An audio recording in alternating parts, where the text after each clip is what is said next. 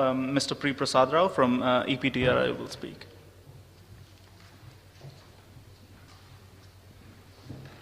Down, down, down. This one, down.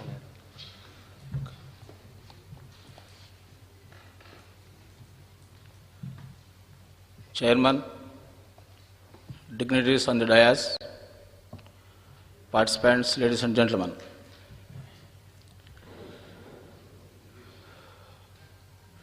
See, I am from the implementation side. I worked as a commissioner, municipal commissioner for a short span. I started my career with the privatization concept in 1991 as an economic assistant advisor for public sector reforms in the government of Andhra Pradesh. So from 1991 onwards, I am working with the private sector PPP models, not for municipal solid waste, some public sector reforms and all those things. Then being a government officer, holding of posts or depending on the discrepancies or that desirability of the government. So anyhow, I am working in this sector for the last 13 years. After undergone a specialized training program exclusively on municipal solid waste management and climate change in San Diego University in 2002. I wanted to brought out a specific ground level issues in this platform to have some kind of a brainstorming session.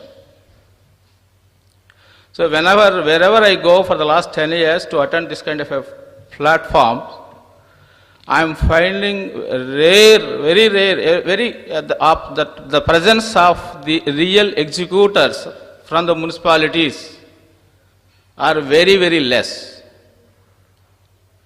So we are all working from some kind of either in the process of policy, or some making a policy, or some recommending a policies of the municipal solid waste management.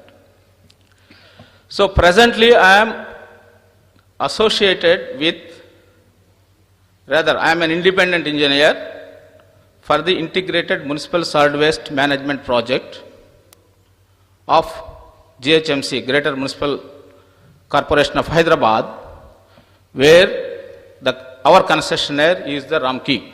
Of course, my friend Ramki representatives are also here, one of the sponsors I have seen. As of now, this is the first of its kind under PPP in the country, both in terms of volume and scope. See, I am also closely associated while formulating this concept in 2008. So I don't want to go for all these things because everybody has spoken. Rules also I am not going to go, everybody knows it, and of course MSW rules and guidelines of CHIPCO is under revision. Automatically government initiatives will come depending on the evaluation of the sector. So I am coming to both. This conference is short-term solutions and long-term solutions. We have experiencing the short-term solutions right from 1970. The decentralized composting plants are working exceedingly well in the country, different parts of the country, where the commitment of the individual and the commitment of the community. Coming to these decentralized biomethanization plants are also working in the country very successfully. Majority of them are under private sector. Very few in the public sector, that means that ULB. So I request the organizers of this kind of a forum to document the good practices of the small scale with a scientific backup of that particular system, that particular agency is implementing, and disseminate it to the larger context of the society. So such kind of a good efforts, individual efforts, NGO efforts we are not able to document it. For example, Palam in Chennai, one Miss Mangalam Balakrishnan. Yeah. She has got some kind of a solutions in the biodegradable waste in a smaller scale of preparing the compost, preparing the pellets and the biogas. The biogas means individual households to the community households. She has documented some kind of the methodology, concepts, etc., etc. It is a good working in a smaller scale, but of course, scalability is a problem for the technologies. However, those kind of an efforts will address certain quantities of waste for providing the solutions. That is one thing. Then we also reviewed the 1970 onwards why the compost plants have failed, why the W2 plants are failed, and why other biomethanization plants for scaling up of is failed. The predominantly we came across two things. One is the O&M expenses are very high for these technologies because of the non-segregation, because of the high moisture content, and the technologies are failing. The second issue is even the private public promoters, the public partnerships are failing to structure the projects, keeping in view the financial structuring of the projects. I can say definitely most of the public-private partnerships projects, they are not able to structure the projects taking in view of, my friend told, the escalation costs or hidden costs, whatever it is you can say. Then marketability, over financials, etc., etc. These are some of the reasons. So keeping all this view in view, we have conceptualized the integrated municipal solid waste management project of GHMC, and we have given the entire public health and sanitation wing of the GHMC to a concessionaire. That means door-to-door collection, transportation, setting up of new transfer stations, rehabilitation of the existing transfer stations, setting up of the facilities of T&D, allotment of land, and everything we have given with a capital grant and also a tipping fee per ton basis. Why that project is not, we have signed an agreement on 2009. Even today we are not able to take forward the project in a full scale. Why? Because I also worked as a municipal commissioner, I know the problems in the municipality. By name I am a commissioner, at the end of the day I don't know what I am doing, and I don't know to whom I am controlling. So there are a lot of problems. So there is a need to brainstorm the people working in the municipalities, if then only some kind of the progress you can see in the field. Coming to the second set, the politicians, that means the councillors, the corporators. Brainstorming is necessary for them. We are spending huge amounts of money for the capacity building exercises. The output is nothing. For example, the government of Andhra Pradesh has asked me to conduct the training capacity building programs right from the garbage handlers, that means sweepers, to the elected chairperson, top to the bottom. The presence of the officials are very less. Nobody will care. Then I went to the government and asked the government to issue the mandatory provisions to attend this kind of programs. Then they issued a GO. You must attend the program, otherwise your next increment will be stopped. Then what happened? The municipal engineers and commissioners will come to the training programs and register in their name in that reception, sit for a while, say lunch break, and then went away. So what I wanted to say is some kind of the mandatory provision coupled with sensitization. Unless and until it is not happening in the field, And this sector, it is very difficult to move forward from this sector. Coming to my experience in the Ramki, so this is a 727 crores project, and the GHMC has promised to give 700 acres of land on a lease basis for 25 years, etc., etc. And they jollily entered into an agreement in 2009 without having a single acre of land on its fold, without a budgetary provision for this PPP. How can they, without a budgetary provision, how can they meet the viability gap funding of capital grant, viability gap funding of 250 crores? How can they promise 700 acres of land to give the private partner? Then coming to the issues, operational issues. So the municipality, even the senior level of people, executive engineers, superintendent engineers working in the municipality, they are not able to understand the difference between a concessionaire and a contractor. They are seeing the concessionaire as their contractor, but certainly not. Even I told them clearly, very clearly, that contractor is a different and concessionaire is a different.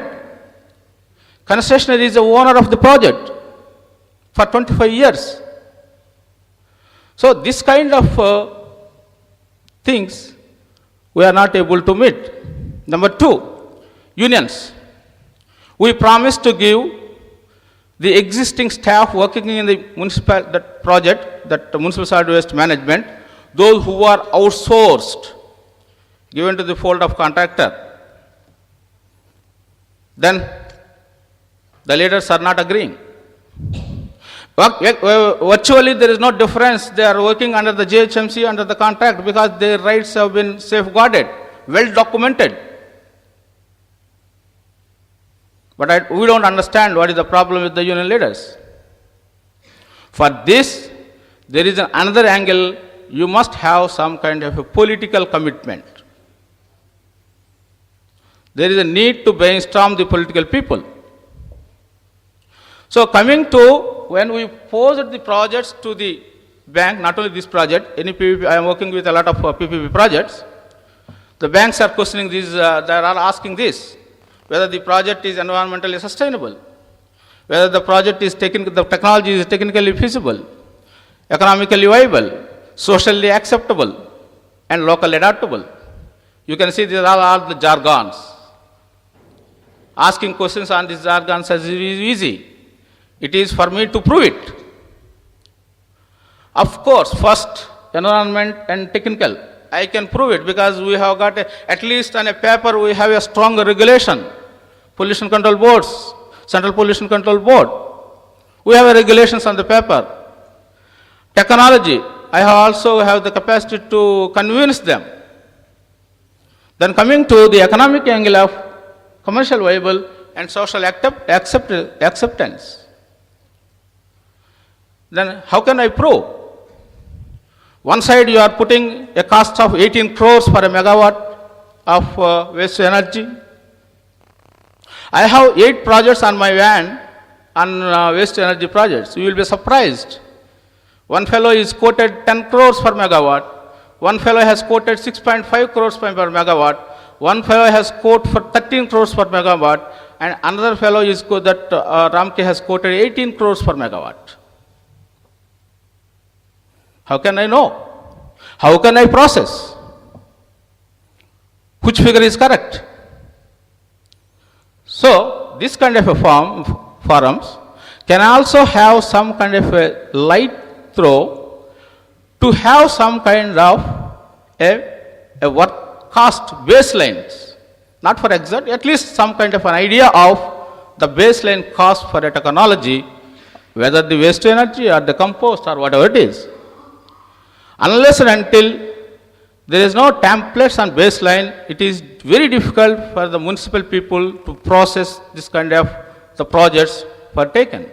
All these, whatever I am talking is also responsible why the PPPs are not moving forward in this particular sector. There are some other issues I am not able to. It is not good for me to share with this kind of the platform that everybody knows it in the Indian governance. Then, if I want to prove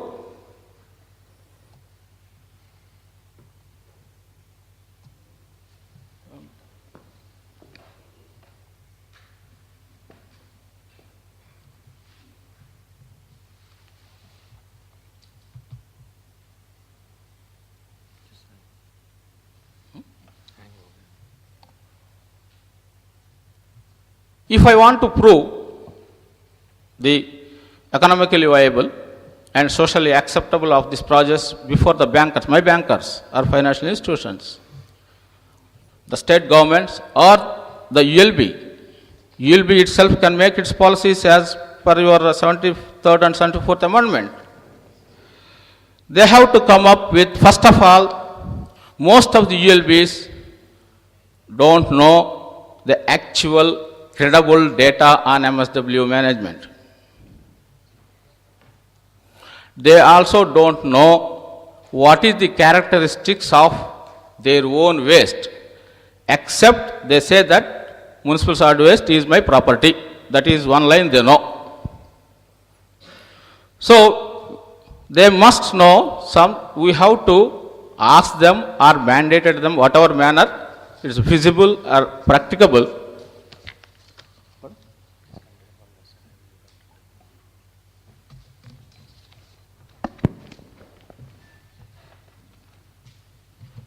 They have to select some kind of a technology based on their property. Then the state governments are also must have to come up with their own policy of the waste management. Most of the state governments, they do not have policies. What is the strategy of the MSW in their own state? Now we are talking of, previously we used to talk 3 hours. Now the people are talking of 5 hours. They have added 1 or 2 hours are resource and refuse. Refuse in the context of ban of plastics and all those things here and there going on. Some governments are banning the plastic on paper for below 40 microns. So whatever manner this thing, we are talking about all the intellectuals are talking about the 5 hours, and the state must come up with its own policy of addressing the 5 hours. Then once I know my quantity, my characteristics, it is easy for me to decide whether I go for a PPP, whether I go on my own, or whether I go on with some participation of NGOs. Then legal recognition to the rag pickers, social concerns. We have a very huge number of, in Hyderabad itself, we have 70,000 families living in rag picking.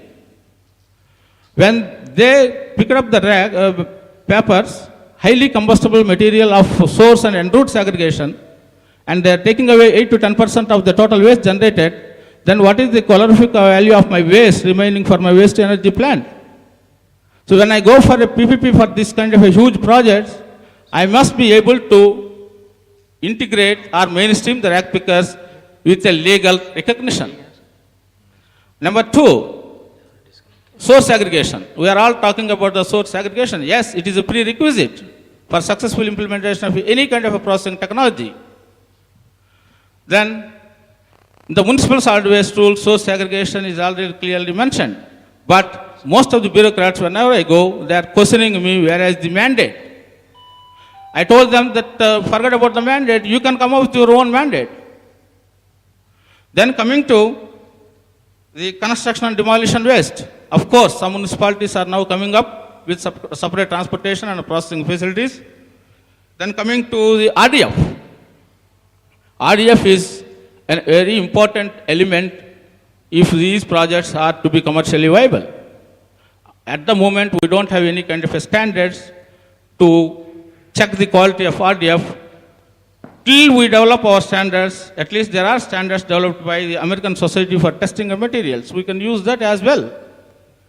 The only thing is, wherever a large-scale PPPs are framed, the concerned state governments must come up with the use of RDF, at least 10% of the intake of coal as a mandatory in all the cement kilns and other boiler-based industries of the state. Because while processing the MSW, you will get 20 to 30% of the RDF. It will give the economic boost to the private operator. Then coming off the bulk generators. Fees for bulk generators. Most of the state governments are framing guidelines for a separate fee for the bulk generators, but in actual, nobody is paying. So some kind of a mandatory provisions, the state governments must come in this field unless and until this sector will go on like this, and we will meet here and there and discuss this kind of the brainstorming sessions. Finally, I request the organizers to document the successful stories of for give the solutions for the short-term goals, and as long as the long term, you must concentrate on the brainstorming sessions for the municipal staff, particularly in the middle level, and the politicians, corporators, and councillors, and the private sector also. The PPPs are also. They are also sailing in the same boat. One fellow will come up with a tipping fee of only for processing of units. Some other fellow will come up with a tipping fee. But actually, if you can ask, they don't know how they put the particular figure. So they have to come up with an actual workings. They have to do a lot of homework, and before quoting the tipping fee for this kind of projects. I will take one example. So I am telling you, so many public PPPs, while dealing with them, they are not able to quote. Of course, my friend will not agree. They are not able to structure the project in a financial mode. In any private sector, in infrastructure projects, when the PPP is mode, that financial structuring, they will quote one, first they will prepare 3 quotes. One is the actual cost to implement a particular task. Then the second is a quotable cost. They can add 10% or 15% or 20%, whatever it is, ROI, what they want according to their own financial norms. Then they will add it to the actual cost, and that is the quotable cost. Then the third one is the loaded cost. The loaded cost will have to take care of all the hidden costs. Hidden costs. Mr. Rao, we'll discuss that in the panel. So this kind of the practical issues have to be taken into account of this kind of forms. Thank you.